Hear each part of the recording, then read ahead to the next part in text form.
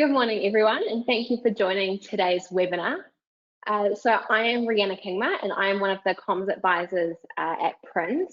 Today we are joined by Tracey Bridges. So Tracey is a PRINZ Fellow. She was a founding partner of Senate SHJ and is now the director and co-founder of the Good Registry. Before I pass over to Tracey though, we just have some housekeeping. So today's webinar is being recorded, and a recording link will be sent out later this afternoon. And then feel free to ask questions throughout the webinar, just using the questions bar on the control panel on the side. Cool, over to you, Tracey. All right, thank you, Rhianna, and hello, everybody. I can't see you all. Hopefully you can see me and you can also see the slides. And as Rhianna said, please do chuck your questions in as we go, and I'll stop a couple of times and hopefully get some questions and a little bit of chat going. And the other thing I'll say is we don't have a hard stop at midday. So if you can stay and we've still got some questions and answers, we can keep going slightly past midday. So I'll just put that out there.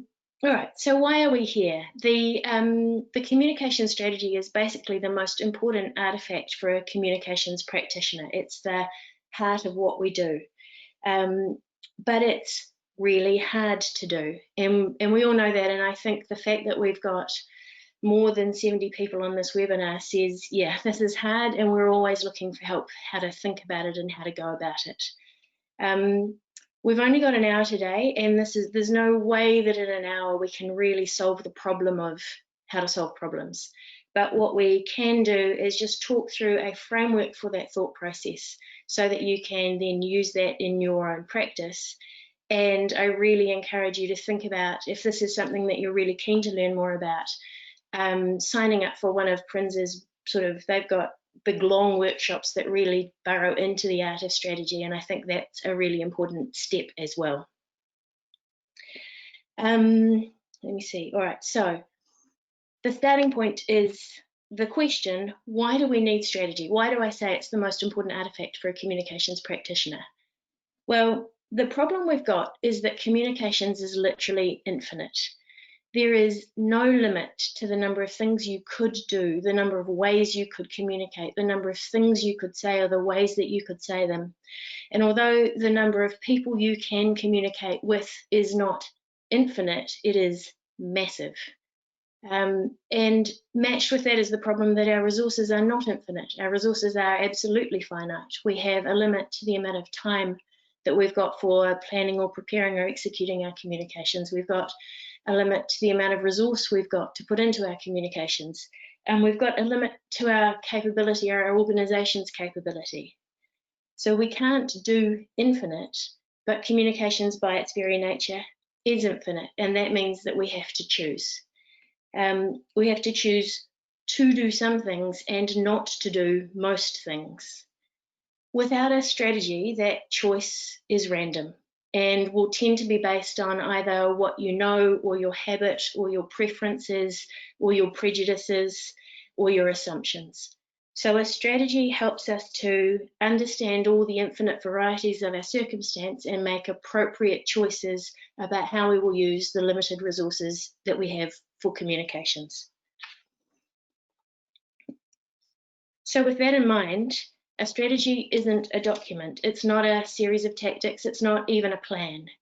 It's a solution to the problem, and ideally the most elegant solution to a perfectly understood problem. You can write a strategy down as a document, but the document isn't the strategy. It's the articulation of the strategy. The strategy is the result of the thought process. It's the organizing framework that helps you decide what you will and won't do. So the most important part is not the document, it's the thought process. Just a little bit more on that. So what is the origin of the concept of strategy, or the word strategy? Well, the word itself comes from the ancient Greek word strategos, which means the general. And when you think about that, you can begin to understand what we mean when we think about strategy. when you think about the general on the hill who can see the sand, the trees, the tundra, the enemy, and decide how to use resources accordingly. So that's why we're doing our strategy, to decide how to use our resources in the context of what we can see from our place on the hill. Still on ancient origins, 2000 years ago, the Chinese general Sun Tzu wrote The Art of War, which is a brilliant treatise about how to win war, but it's basically how to do strategy. If you haven't read it, I really recommend it. Penguin publish it as one of those little orange books. It's $12. It's not very long. It's actually reads more like a poem than anything. And it's a brilliant way of thinking about how to think about strategy. And although it's written about war, it's absolutely applicable to communications and all of the things that we do. And one of the most profound things that I found when I was reading it was this sentence here: victory belongs to the side that scores the most in temple calculations before the battle. So what he's saying is, and thinking about this from a comms point of view, we don't succeed in our endeavour through the tactics that we execute. We succeed in our endeavour through the thought that we put into it before we start executing. And that's the strategic thought process. I think eventually I'm going to tell you, but I'll say it now just while it's on my mind. This is hard. So if you find strategy hard, that's kind of good. That means you're doing it right. It should be hard. These temple calculations aren't easy. It's not a simple process. So it is hard and it does take time, and you should be putting time and effort and energy into it. That means, to my mind, that you're doing it right. Another thing Sun Tzu said, which is highly relevant to this little webinar, he didn't say beware the template, but he did say victorious campaigns are unrepeatable. They take form in response to the infinite varieties of the circumstance. And what that means is you can't really template it. What you did last time, you probably aren't going to do again. And I'm putting that out there now because in a moment, I'm going to give you a template. But the point is not the series of headings. The point is not the structure. The point is not the words that you might write down. The point, again, is the temple calculations, the thought process that you put into it, the way that you bring yourself to understand the infinite varieties of your circumstance in order to form up your campaign or program.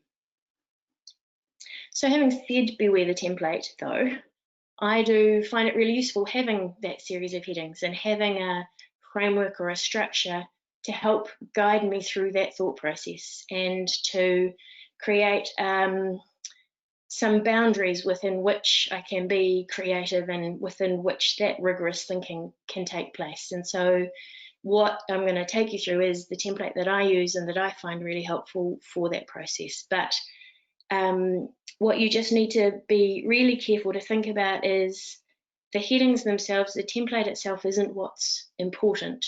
What's important is the way you approach the thinking within the context of that framework. So in a moment, I'm going to put up my little framework and you'll see it isn't rocket science, and you will probably look at it and go, oh, I know that. And you may well know that. I guess the point is there's a chance you're not wielding this weapon as well as you could. And so that's what we're going to talk about as we talk through each part of the template, which is how do you kind of bend your mind to each of those headings and get the most out of them so that you understand the infinite varieties of your circumstance. Rihanna, I think this is where I will pause for a moment just in case there are any questions just about this kind of setup before I go any further. So if you do have there haven't been any questions yet, but if you do have any questions or comments, feel free to just pop them in the questions box on the side. And we will pause just for a moment.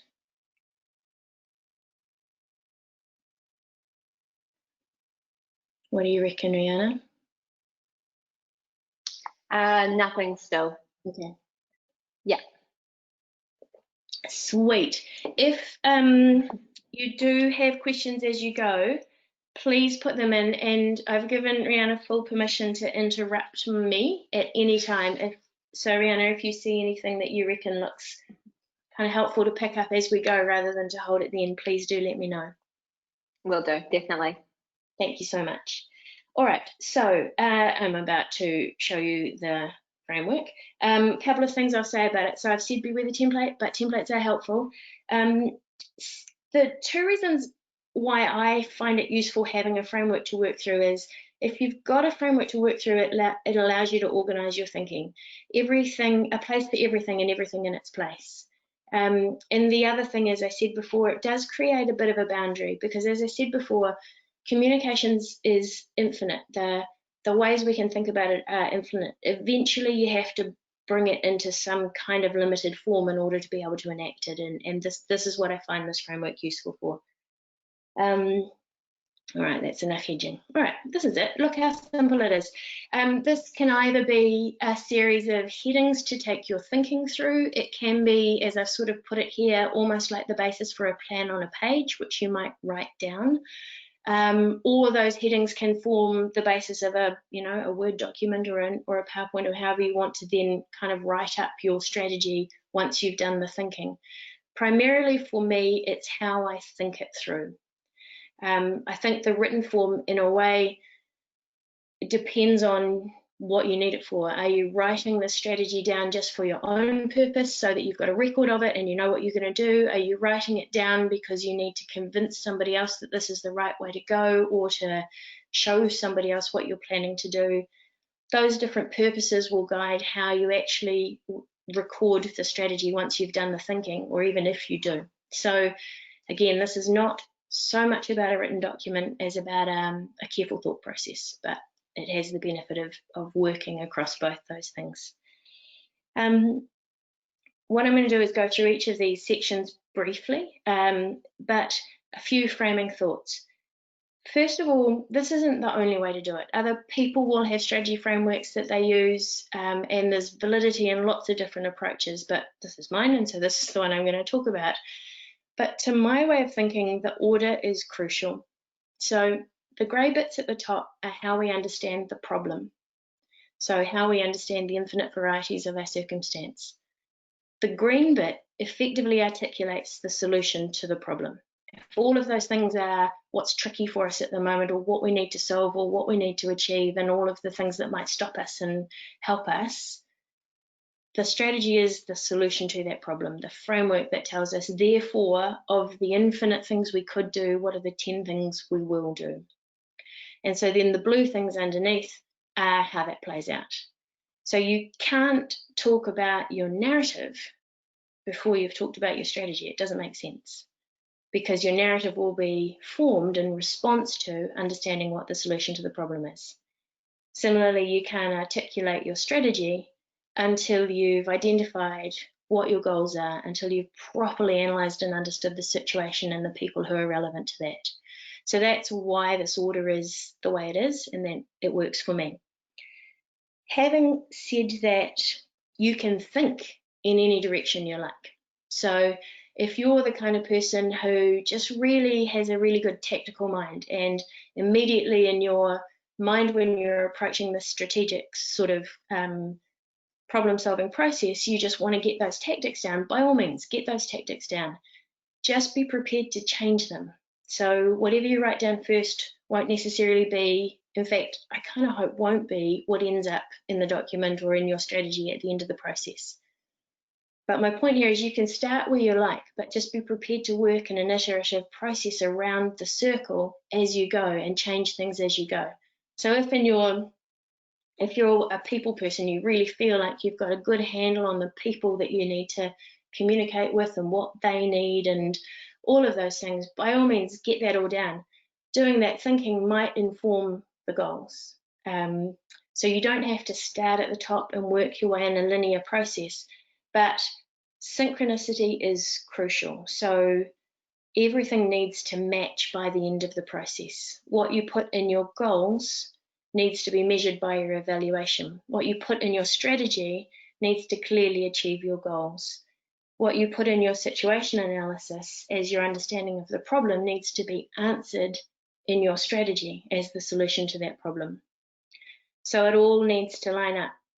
To get that, you probably have to work around and around in a circle. So the number of times I've written what I think are the right goals, worked through the process, got to my strategy, and then looked back at the goals and gone, it doesn't match. And if it doesn't match, that means either the goals are wrong or the strategy's wrong. And that's okay. That's brilliant to notice that, and then you kind of go around again and fix that. Or sometimes there's a tactic that you know in your heart is right, but there's nothing in the way you've articulated your strategy that gives you a place for that tactic.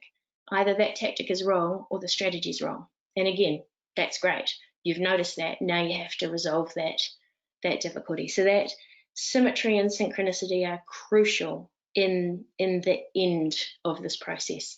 And the point about working through the process is finding that symmetry and that synchronicity. And that's, you know, your great thought process. And that's why I said before, this is hard. It's not easy. Right.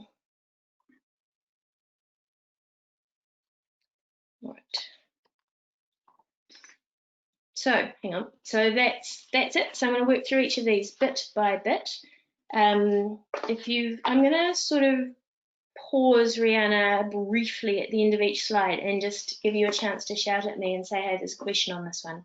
So lovely listeners, if you do have questions, please don't hesitate to tap them out. All right, so let's go through each of these. So the frame at the top is where we're going to start. And this is the thought process that says to yourself, what am I even doing here? What is my purpose at this time, in this moment? And if it's a document, with this document. Remembering that comms is infinite, remembering that you might exist in an organization that has a lot of different reasons for communication strategy at different points of time. Is this the strategy for the whole of the organization to endure over a course of time, or is this a particular moment, a particular need? So this is the part of your thought process that is really clear about what's in scope and what's out of scope. What are we trying to solve and what are we not trying to solve?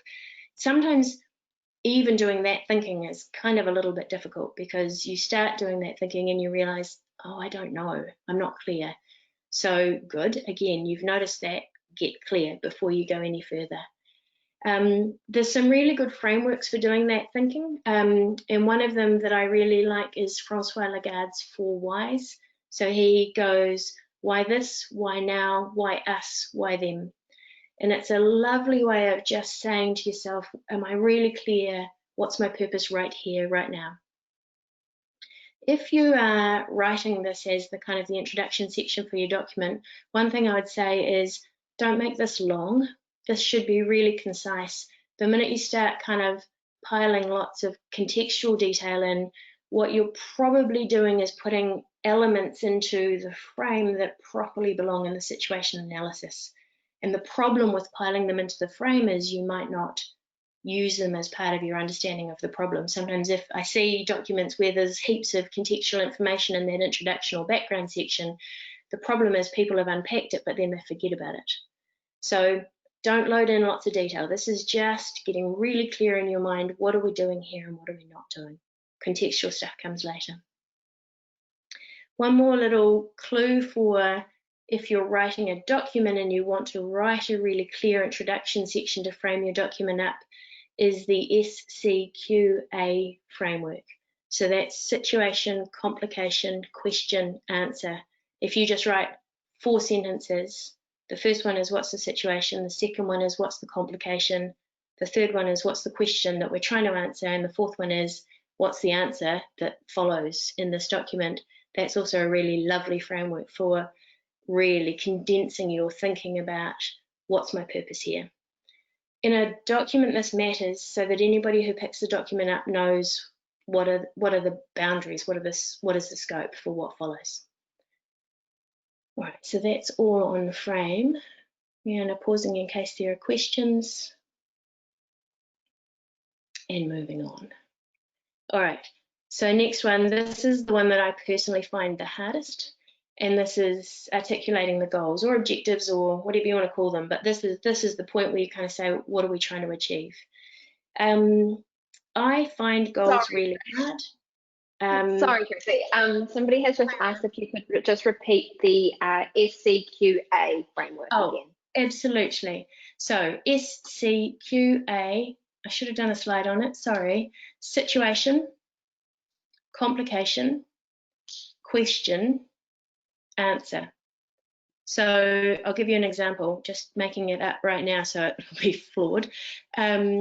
Situation, I need to present a webinar to Prinz about a template for writing strategies. Complication is a template is not really a great idea because strategy is a thought process and you can't really template it.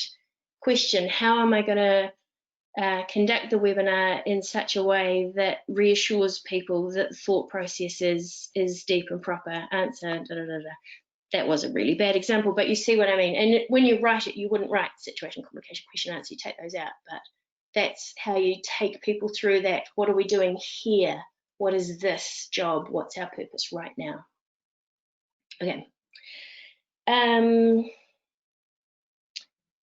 Goals, my hardest one. And I will say the number of times I've written strategies where I have made 3 or 4 attempts at objectives and really struggled to satisfy myself, but just reassure yourself you will get there. And again, I would say if you're finding your objectives easy to write, there's a decent chance you're not getting them right. And others will be in the same position, but the number of times you read objectives when you say you write them down and then you come back to them later and look at them and you go, those aren't objectives, they're tactics.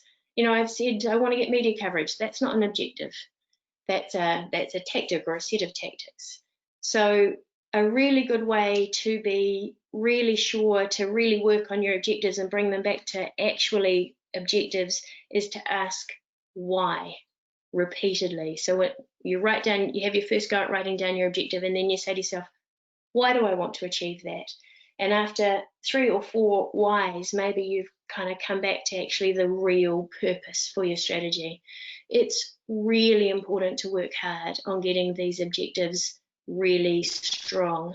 Couple of key points, probably a little bit obvious. First of all, do align them to your business or organizational objectives and be really conscious and purposeful about that.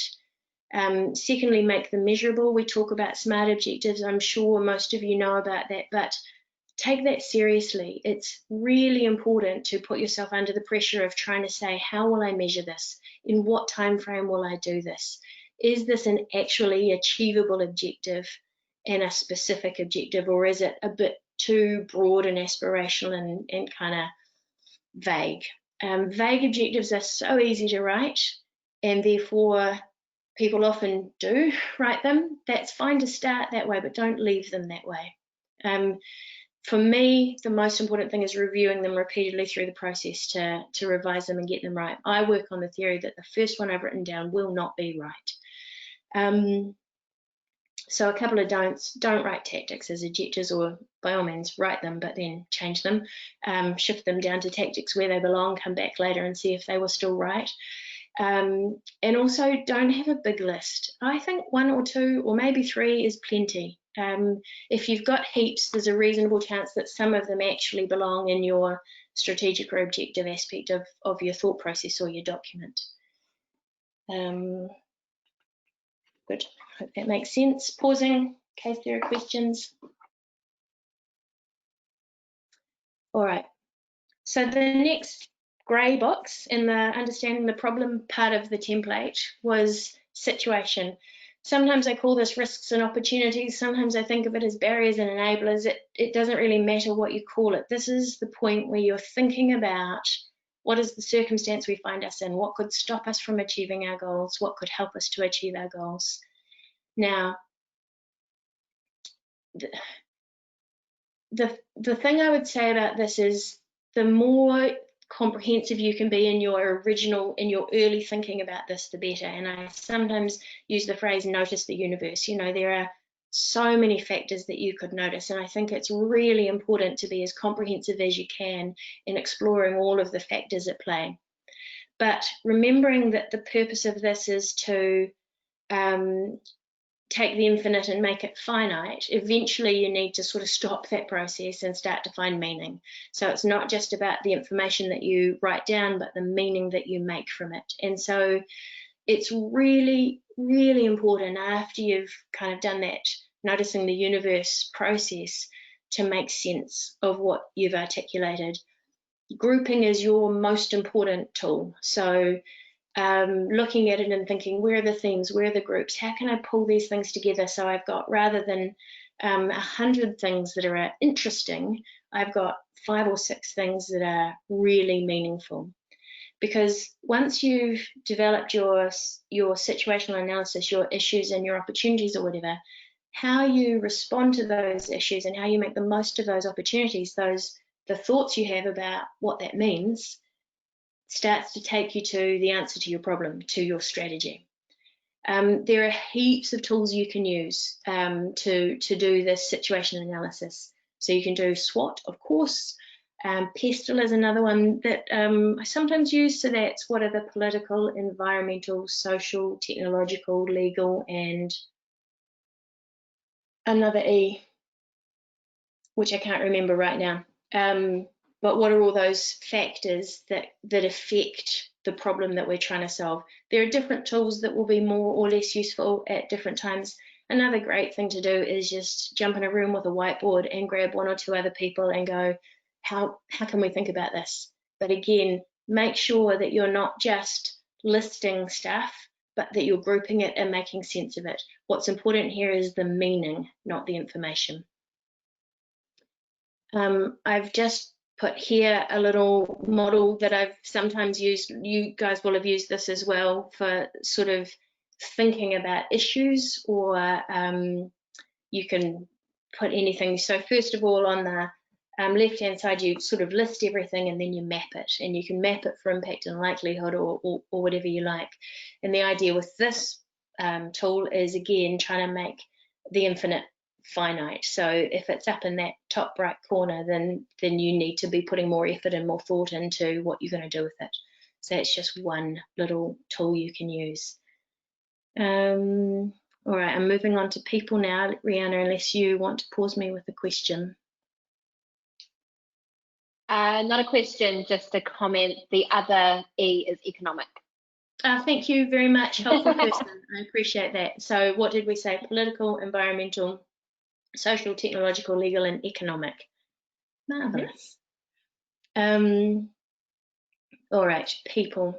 This one's obviously so important. I mean, they all are, but sometimes we call this audience, sometimes we call it stakeholders. I think it's more helpful just to think about people, because for any communication strategy, yes, there are the people we want to talk to, but there are also the people that we might not have thought of that are talking to, the people we're talking to, or the people that we're not going to talk to in this instance, but still really matter to us, who we have to be thoughtful about in terms of how we're approaching our program. Again, notice the universe.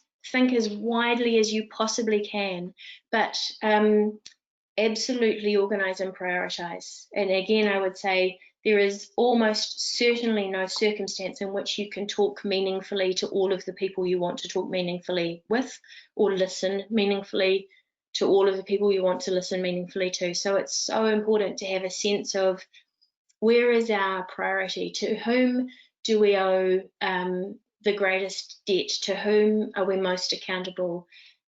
Who is most affected by what we're going to do? So many different ways to think about this, and it's really important to come at it from as many angles as possible. And again, analyze and interpret, and use research and data to validate your claims and shed light, and be really wary of assumptions. So many times you sort of come to an audience analysis and you think to yourself, yeah, I know what they need from us, and therefore, you know, I'm going to come at it from this angle. But then when you really pause and you go, do I know that, or do I just think that? And you will probably discover that you think it, but you don't necessarily know it. And that's good, again, to notice that, and then say, well, how do I validate that or disprove it? And what data do we have? What research do we need to do? How can we find out more? It's really, really important to unpack your assumptions and notice your assumptions and decide which are acceptable and which do you need to overcome or address. I have a pet hate, and it is strategy documents that list audiences with no discussion or interpretation or analysis. That is unhelpful and unacceptable.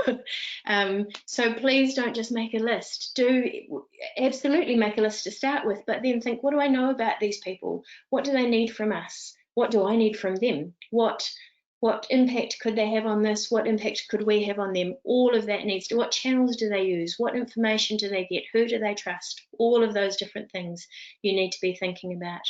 And again, your thinking will start way too big, unmanageable, unwieldy. That's totally cool. Eventually what you need to do is start kind of narrowing it down to, all right, and so in this circumstance, given the goals that we've got, given the situation analysis that we've done, what is most important here? What is the greatest meaning we can bring to this? All right, and moving on. Yes, there's just an example of a model you can use when you're starting to think about people, but really it's not so much about this model in particular, but just to say there are models you can use. Please, find them. Your organization might have them, people you work with might use them, you might have your own. The internet is full of marvelous models, but the more you use, the better it is, because it unpacks different ways of thinking about the audience and the problem and the circumstance. So now the strategy. This is the tricky part.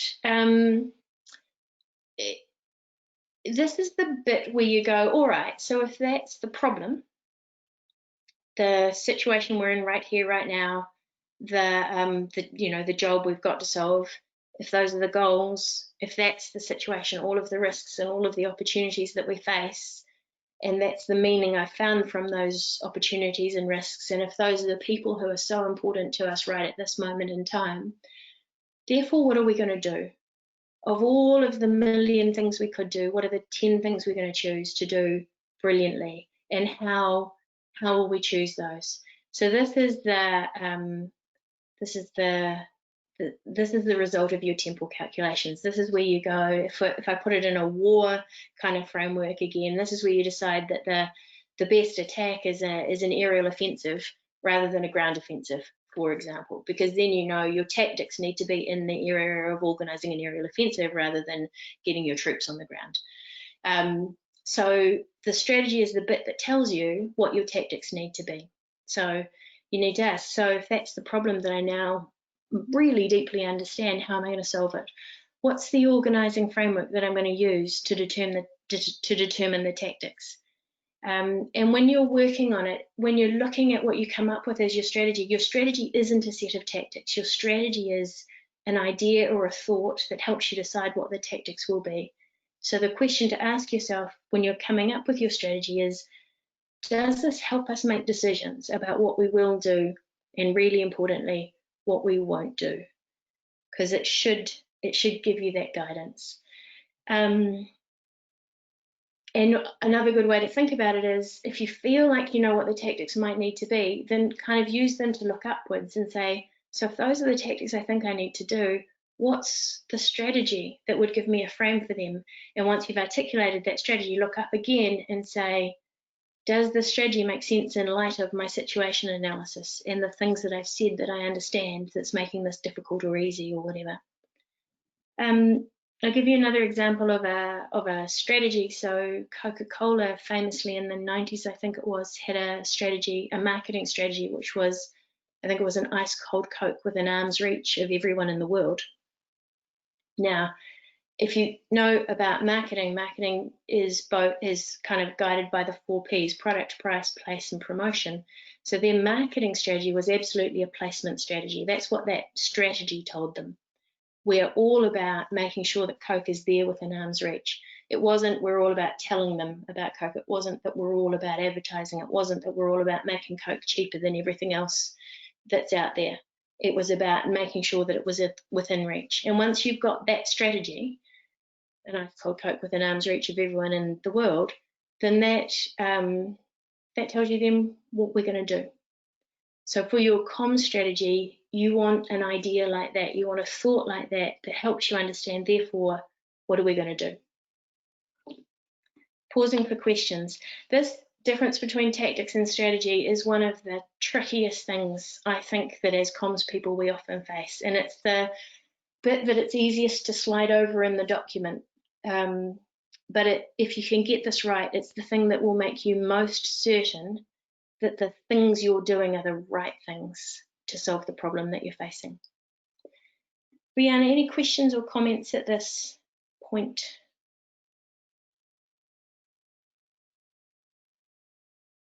Nope. Alrighty. So, strategy was the green line in the middle, and now we're talking about the things that follow. You will know yourself by the way where you're strong and where you're weak. I think every practitioner has areas where they're most drawn to and areas where they have blind spots or weak spots. For me, my weak spot is the tactics. I love thinking about the problem, and once I've kind of nailed the solution, I sort of think I'm not very good at getting creative around what the tactics should be that follow. Other people are great at thinking creatively about the tactics, but struggle to articulate the logic and the strategy for why those are the right tactics. So another thing I'd say is you don't have to do this on your own. Absolutely try and work with colleagues or friends or others who can help you balance where you're strong and where you're weak, so that what you come up with is a rounded piece of work. So after the strategy, the next thing that comes is the narrative. Now, I do often see strategy documents that put key messages in quite early on. I think that's flawed. I think that the narrative has to be shaped by the strategy. And it's because, again, the story you tell is kind of infinite. There are so many things you could say at any one time about your organization, about the problem that you're trying to deal with. But at each moment in time, for each problem that you're solving, there's a different way to think about that story, a different way to shape it and articulate it that will be right for the time. So that's why I think you shouldn't really be trying to unpack the narrative until you know what the strategy is. Or by all means, if you want to unpack it first, do, but then come back around and make sure that it matches the strategy. Another pet hate is massive lists of bullet pointed messages that are trying to sort of do everything and in the end tell no story. I've deliberately framed this as narrative, not key messages, because I think it is so important to have a narrative arc, to have a story that you're telling, which is honest about the challenges of the moment, that is authentic about the journey that you're going through, and that is aspirational about where you want to get to. Obviously, it's got to be right for the thing you're doing. I think the more concise and elegant the narrative, the better. I always think short is better than long, and it is like that thing, I think it was the French mathematician Pascal, who said, "I'm sorry this letter is so long, I didn't have time to make it shorter." Coming up with a short story is always harder, but again, always worth doing. There are heaps of great frameworks for narratives, and I don't think I put any in. I didn't, but if anyone's interested, I can share some. But it's around understanding the once upon a time, heroes struggle happily ever after kind of. There are different ways to frame that depending on what the story is you're telling at any one time. But think about the narrative, because humans are so connected to storytelling, and we can use that so well to help achieve our strategies. I think that's enough on that one. Tactics, my least favorite bit, but other people's most favorite bit, that is so important, because this is what you're actually going to do. This is where the rubber hits the road. This is the stuff you're going to do. And the most important thing here is to make sure it matches the strategy. I think quite often in comms, a lot of the people we work with have preconceived ideas about what should be done. Let's just get a media release out. We need a social media campaign. We need to go viral. Let's have a poster. Let's have a brochure. People are great at thinking up tactics. This strategic process that we've been talking about today is about giving us the basis for really making a case for the right tactics. So once we've got our strategy, we can say, how does that tell us what our tactics should be? If the strategy is low key but open, is the tactic going to be an ad on the television? Probably not. Or is it going to be a town hall meeting? Maybe not. So how are we making sure that our tactics actually match the strategy? And that's a great way of winnowing things out, because again, there's always going to be more things we want to do than we can do. Really ruthlessly matching our tactics to our strategy means that we can really be clear about what are the most important things to do. And using that America's Cup metaphor, a really great question to ask when you're looking at your list of possible tactics is this going to achieve our goal effectively? Is it going to make the boat go faster? And I think it's also really good to always ask, once you've got your list of tactics, what would happen if we didn't do that one? Do we really need to do it? Can we knock that one out? It's really useful to think about what is the most powerful minimum. What's the least we can do to achieve our goals? Okay. All right. The last bit, evaluation. Often forgotten or skimmed over or overlooked. In comms, I think it's hard to find the time to evaluate. It's hard to find the resources to evaluate. Once we've executed, everyone's ready to move on. But it is so important to evaluate for the practice of communications, for our standing in the organisations we work in, for our status as a practice, to be able to show evidence of what we know works and what doesn't work. And not just show others, but actually show ourselves, because this is where we test our assumptions. We thought that was going to work. Did it or didn't it?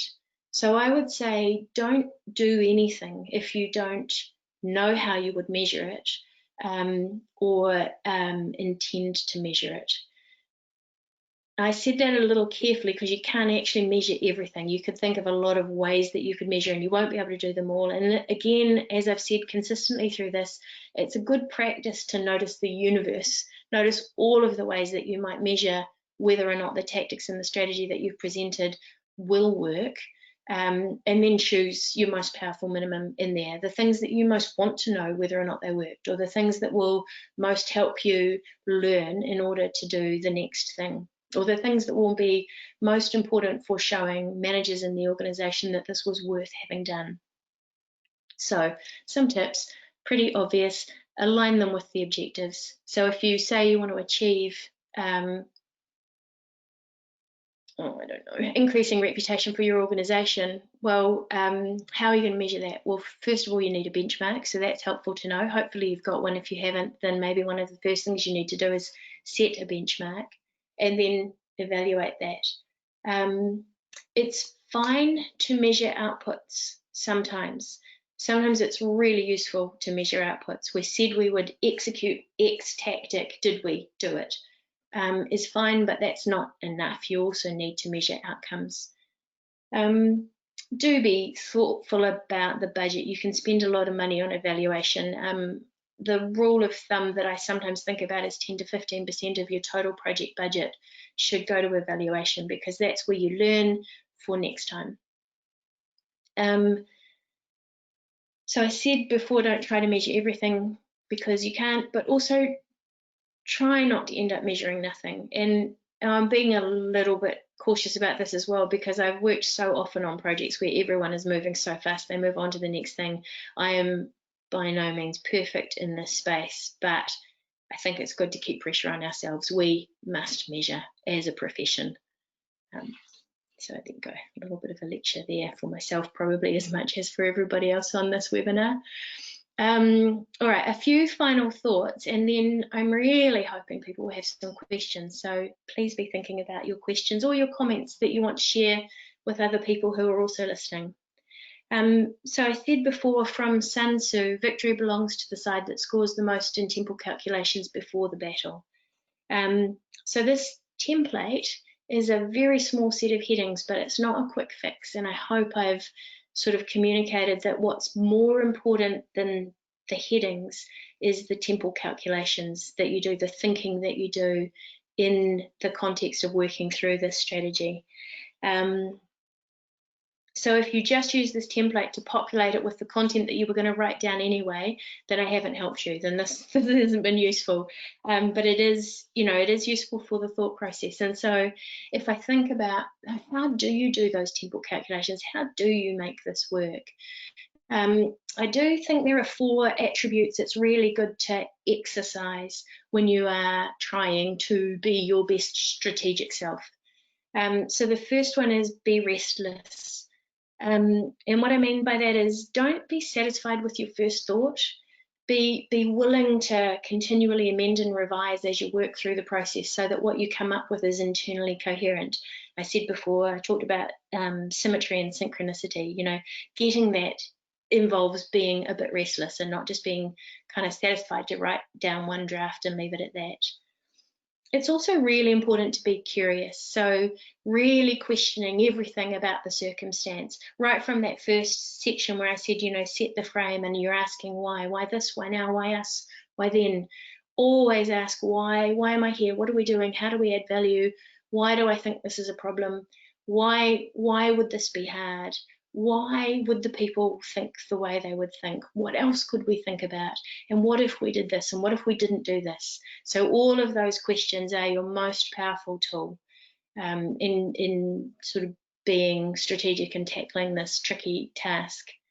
The third thing is be logical. Logic's so important for the job of taking the big universe, the random set of ideas that you start with, and creating a meaningful set of factors you can work with to solve the problem.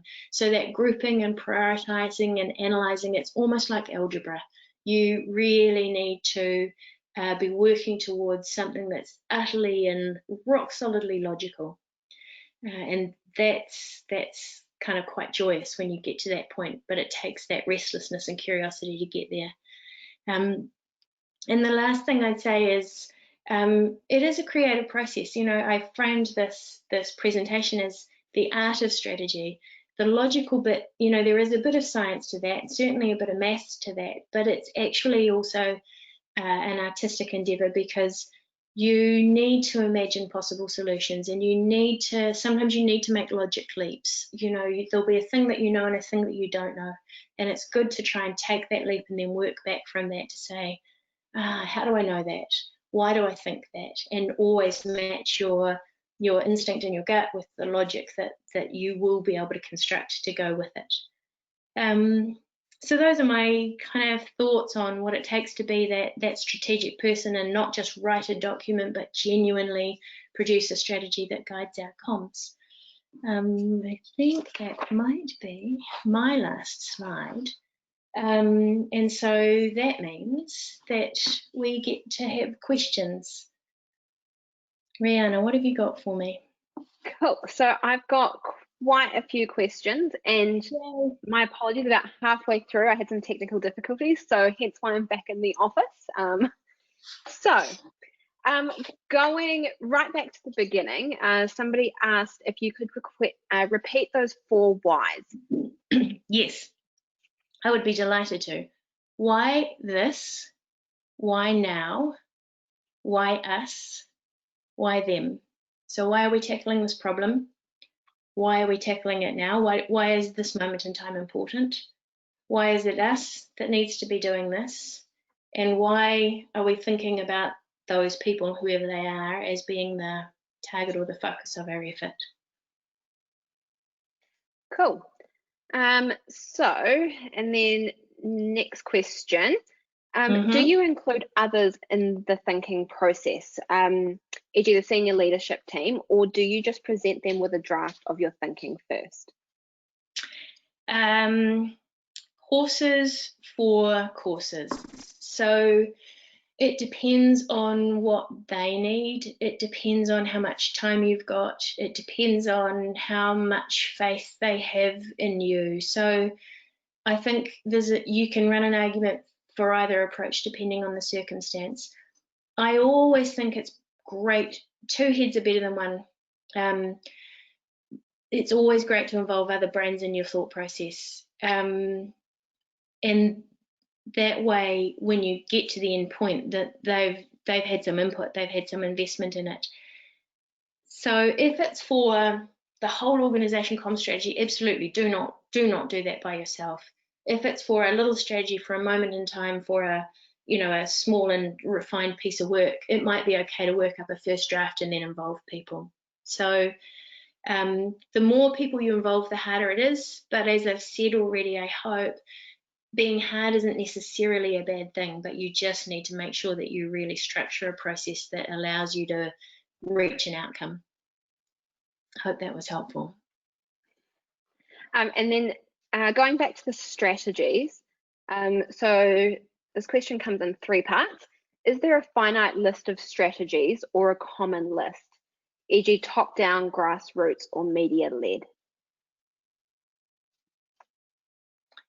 I don't think there is a finite list of strategies. I think those 3 that you've just noted could possibly be strategies, but just go back to that quote from Sun Tzu, the infinite varieties of the circumstance. The infinite varieties of the circumstance mean the solutions are also infinite in variety. And then I think this question was in relation to the strategy as well. Can you give an example that's relevant to marketing communications? Often marketing managers outline key objectives as sell product. We often revert to position XX as brand XX or brand awareness with XX. Is this too simple as a strategy? Yeah, hard to unpack without understanding the infinite variety of those circumstances. But what I would say is my gut feel listening to that is that's probably too simplistic. And I immediately kind of want to go to a whiteboard and sort of go, okay, so usually when people say to sell more of this or to position brand as this, there's a place for that thought. And so my question would be, pop that thought down and then do all of that questioning of why around it and see if that why process takes you to a different place. And the other thing I'd say is don't let perfect get in the way of good. So you can ask why a million times and you can try to find the perfect objective and the perfect articulation of strategy, and eventually you need to stop and just get on. So I've described through this template a really difficult and a tricky process, and I've said it's good to be hard and you need to work hard at it, but you also need at some point to go, okay, this is good enough. And as long as you're evaluating and learning as you go, then that's going to be okay. Back to those sales and marketing comms objectives, I just think put a little bit more thought into why and what's going on behind it and what do we understand about the circumstance. And again, why now? Right now, is it all about sales and brand? Is it about a particular aspect of sales and brand? Is it about a particular audience? Because those things will all lead to, I hope, a sharper and more clearly articulated idea of what's the strategy for now. And also when you work your way back around, therefore, can we think of a more measurable and meaningful and time-bound way of thinking about the objective? And then going back to working with others around the strategy. So somebody's asked, what ways would you work with others? And do you find that one way is more effective than another? So workshops, one-on-ones, surveys, etc. I'm going to give exactly the same answer I gave before, but hopefully in a helpful fashion. So horses for courses again. So I, again, think about what am I trying to achieve, and the people that I need to work with, what do they need? Are they, do I have time to do one-on-one interviews? Is it helpful at this moment to do one-on-one interviews because I need to hear distinctly everybody's input?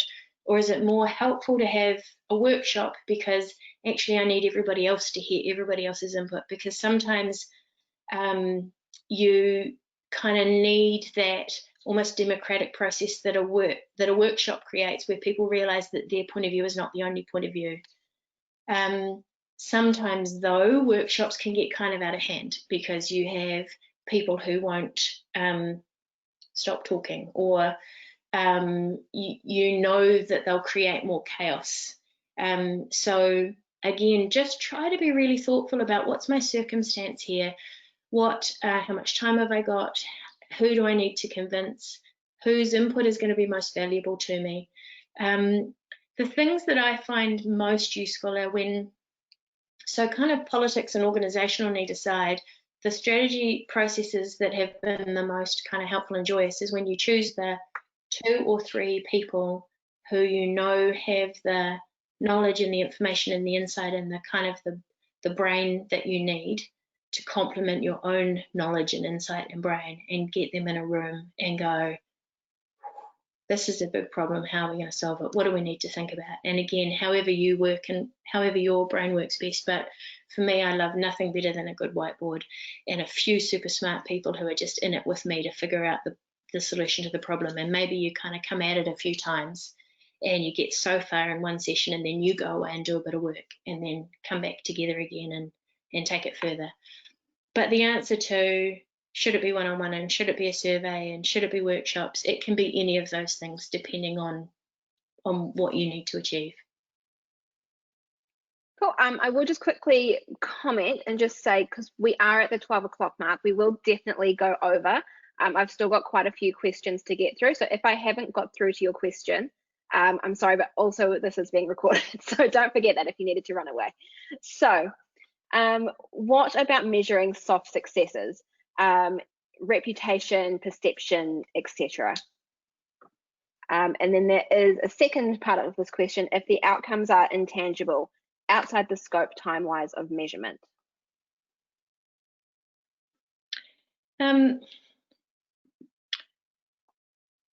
So good questions. So first of all, I think all aspects of what you're trying to achieve should be measured if you can, and I don't make any differentiation between so-called soft and hard measures. And even probably given more time and actually face-to-face with my questioner would even argue against using, those terms. But that's not helpful right now. What's helpful is, yes, measure it all. And there are ways to measure it all. You just have to be creative and thoughtful about it. I sometimes, particularly when working on behaviour change programs, think about it in terms of if there's the thing you're doing, the tactic that you're doing is sort of think about it as a stone in a pond or the centre of an onion or whatever, and out from that are these sort of ever increasing rings that are more distant from the thing you're doing. And so say you're having an event, a launch event or whatever, and you want to know if that was successful. Well, first of all, did anybody show up? So that might be a measure, and so on. And kind of way out here is, did anybody's behaviour change, or did they do what you wanted them to do? That's harder to measure, and it's possibly, as you said, kind of outside of the timeline of your immediate measurement. And what I would say is map all of those possible measures from the most proximal to the most distant. Understand them, think about them, have a think about your time frame, have a think about what resources you've got. Don't reject those distant ones just because they're far away and they look hard, because quite often they're the most important. They're the ones that you really need to understand. And don't neither place too much reliance on nor reject those little kind of easy to measure ones that are more proximal. So I guess what I'm saying is try to have a balanced set of measures and push yourself to measure those ones that are harder to measure, because over time, if you're in the organisation for a long time, those are actually the ones that are going to be the most important in terms of the measurement of the success of communications for the organisation's success more generally. You need research, right? That's the other aspect of measuring reputation. You actually need a research partner that's going to help you do that, and that's where investment comes in as well. Definitely. So this is probably a how long is a piece of string question, but okay. How long should it take to put together a strategy to present, bearing in mind that some managers just want it ASAP? Yep. Well, you can have good, or you can have quick, or you could have cheap. right? And you can even have 2 of those, but you can't have all 3 of them. I think that's how I usually think about it. So if you've got managers putting pressure on you to just produce something quickly, I guess you could do that, but you would want to let them know what the limitations of that are. That means that I've had to produce it relying on my own knowledge and understanding, and that's limited. Or you might notice where the assumptions are, and therefore where the flaws in the kind of the resulting strategy might lie. So I have worked on strategies that I have turned around in a day, and I've worked on strategies that have taken 3 months. And I would say a day is too quick and 3 months is too long. But actually you can make anything work. But the most important thing is be honest with yourself and with the people who are making demands of you about the flaws in any of those processes. So the flaw in working too quickly is, how can you possibly understand your audience if I'm turning a strategy around in a day? How can you possibly understand all of the people that are relevant and important if you're turning it around in a day? But you can sketch out a framework, and you can notice where the gaps are, and you can indicate direction. So I think as long as you kind of use your influence to let people know, yep, this is flawed, but here's a direction, let's work on it together, that can be okay. But never let them think they get perfect in a day, because that's not feasible. Definitely. Not so much a strategy question, but curious to know what tools you use to keep track of your implementation, and if you have any preferences. Trello, Excel, what would you recommend? So you're asking me about the area where I am most flawed. So I have never used Trello. I have used Excel. I quite like Excel myself. Honestly, I think this goes to what you're good at and what you find most useful, and also I guess it depends on what your tactics are. You know, if it's a media engagement program, then there's going to be you know, a way of tracking your media coverage and the you know, the quality of that. If it's stakeholder engagement, then yeah, you know, look, I'm technically a bit useless, so Excel is about as far as I go. I'd be interested to know what you use, dear questioner, or other people. So if others have thoughts that might help our questioner with the answer to that question, that would be awesome. Definitely, and I definitely agree that it's something, different people have different preferences, right? So different people think in different ways and different needs. Okay, next question. Should you always have a separate strategy for internal and external comms?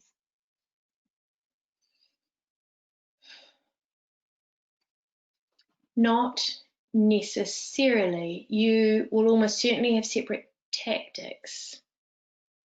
But whether or not, it depends on the nature of the problem.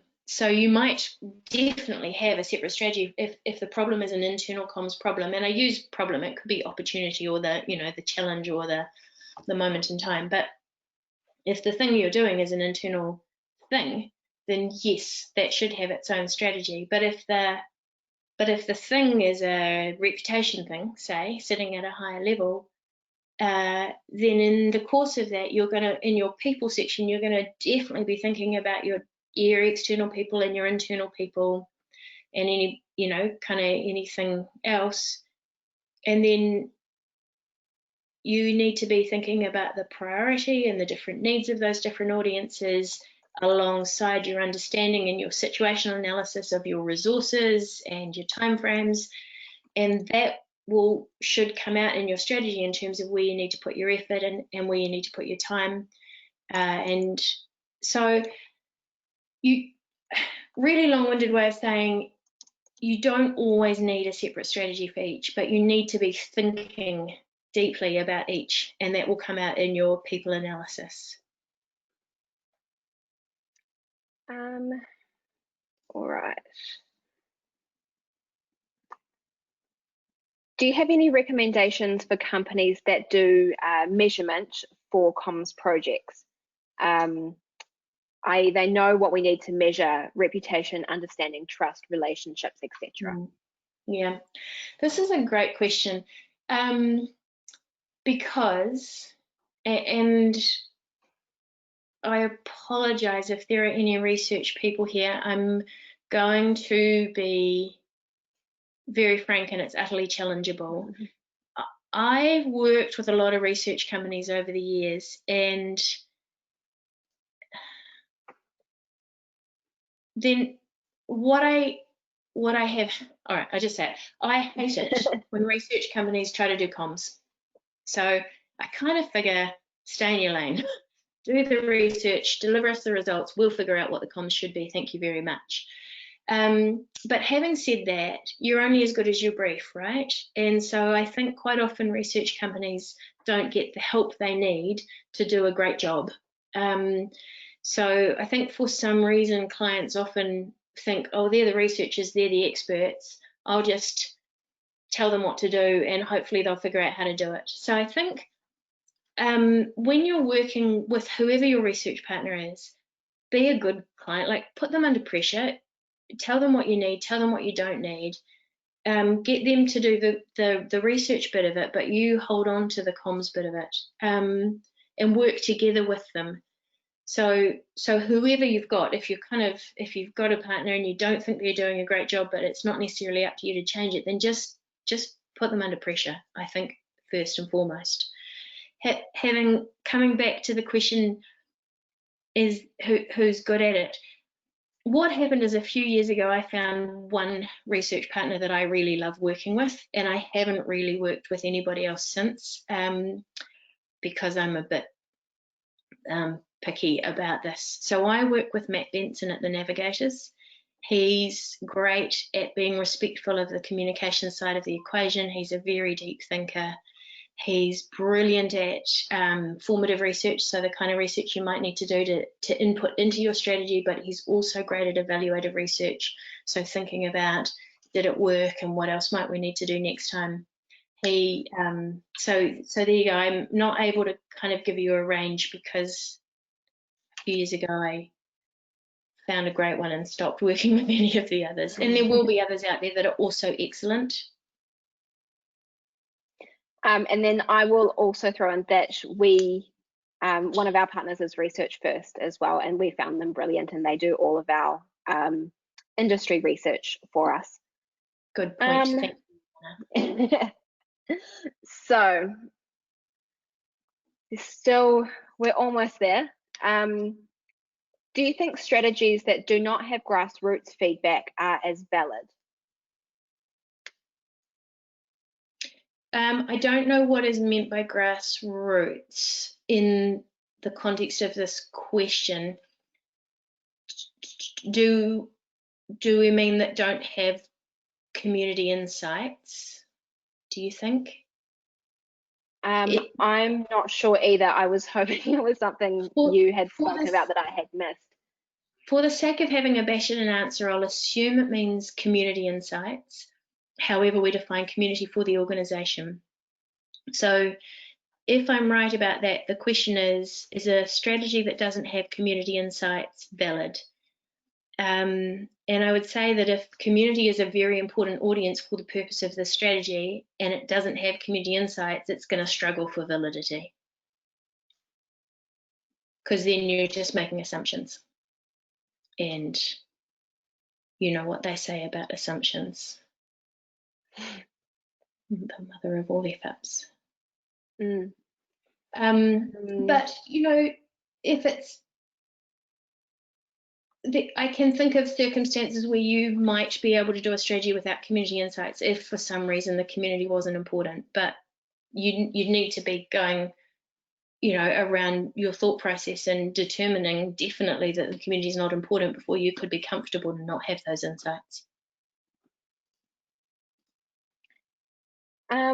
Could you give an example of the types of research or data that you have used to determine the people that you are wanting to target? Research or data. So again, it depends on the circumstance. So, because there's two things, who is relevant, and then what do we know about those people who are relevant? And then what do we know about them helps inform were we right about who we thought was relevant. So just understand the question. So the sorts of data that you might have. So you might have purpose-built research. So once you've determined what your goals are and you understand your circumstance, you might say, okay, I've got a hypothesis about this set of audiences or stakeholder groups.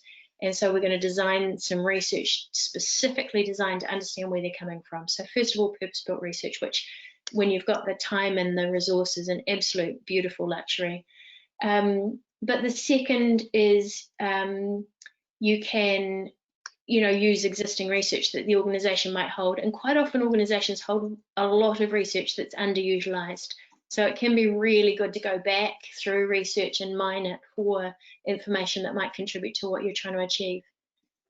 Stakeholder audits are awesome. I think organisations should do those at least every 2 years, and they can be fantastic for providing insights. Depending on the nature of the problem and the kind of job, you can use media analysis, you can use social media analysis, you can use sales data. Anything you can get your hands on or create that sheds light on what people actually think and care about and how they're accessing information is useful. And I think we'll make this the last question. And I hope this doesn't put you on the spot too much, Tracey, but somebody has asked if you can give an example of that shows the difference between the goals, the strategy, and the tactics. I should have anticipated. This is a great question, and I should have anticipated it, and I'm sorry that I didn't. Okay. I'm going to give an example. Because I didn't anticipate it and haven't prepared for this, it's going to be imperfect, so please bear with me. So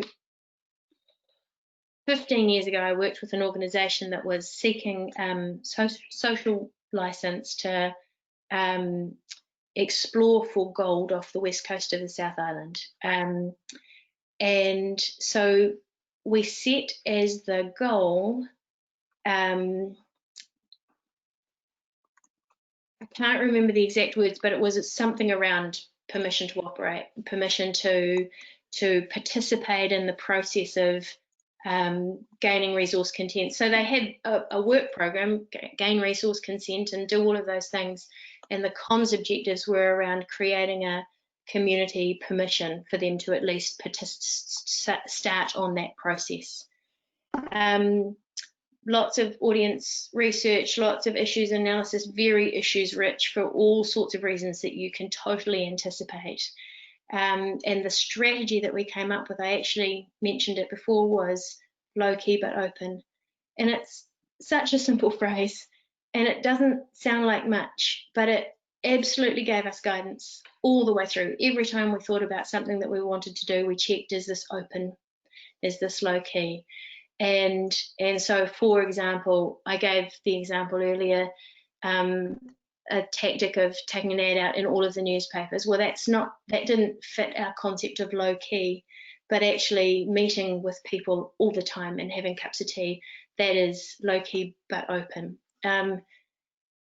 That's the one that came to mind. I hope it's helpful.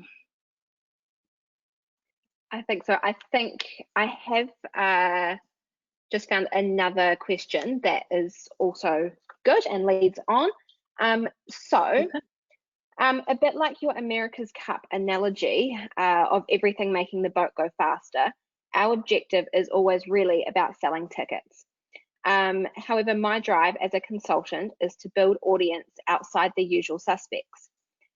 So outside of the people that always buy tickets. Would you do a strategy for each type of ticket buyer, so each audience? No, because my hypothesis is that you don't have enough resource to fully tackle everybody. So my strategy would be about deeply understanding all of those different kind of ticket buyers and deciding where and how I'm going to focus my energy. So if you absolutely could have a different strategy for every single kind of ticket buyer, but my worry about that is it would lead you to be trying to do too much. And the point about our strategy again is to take the universe of possibility and turn it into a manageable, most powerful minimum. So I would personally make my strategy about understanding all of those ticket holders and making or ticket buyers or even people not ticket buyers, you know, whoever all of those groups are, where am I going to get the most impact with my limited means? And that is where you focus. One of the hardest things about strategy is once you've chosen what you are going to do, then you're also identifying all the things you're not going to do. But it's so important to have a strategy that allows you to articulate that and get permission. We can't do it all. We're not going to do that. We might do it next year. We might do it in 3 years. This year, to achieve the goals that we've set, to hit the numbers that we've said we need to hit, whatever it is, this is where we're going to focus. And because of the strategic process, I know that this is the most powerful minimum. Excellent. So I think we will wrap it up there. Oh, there has just been, somebody said, yes, please, to narrative tools, which you mentioned earlier. Yep, cool. Rihanna, if you are able to know who that person was, you can just give that person my email address and they can email me. Perfect. Excellent. So, and that case, we will wrap it up there. Thank you, everybody, for joining. And we've gone quite over time, but that's all right. There's still quite a few people online. Thanks for staying in. Before we do log off, just a quick reminder. So there will be a survey that pops up just as you exit the webinar. And that is just an opportunity to give feedback, to suggest other webinar topics, as we are trying to do some more. Cool. Yeah. Excellent. Awesome. Thank you. Thanks, everybody. Bye-bye. Okay, thanks, everybody. Bye. Have a good afternoon. Bye.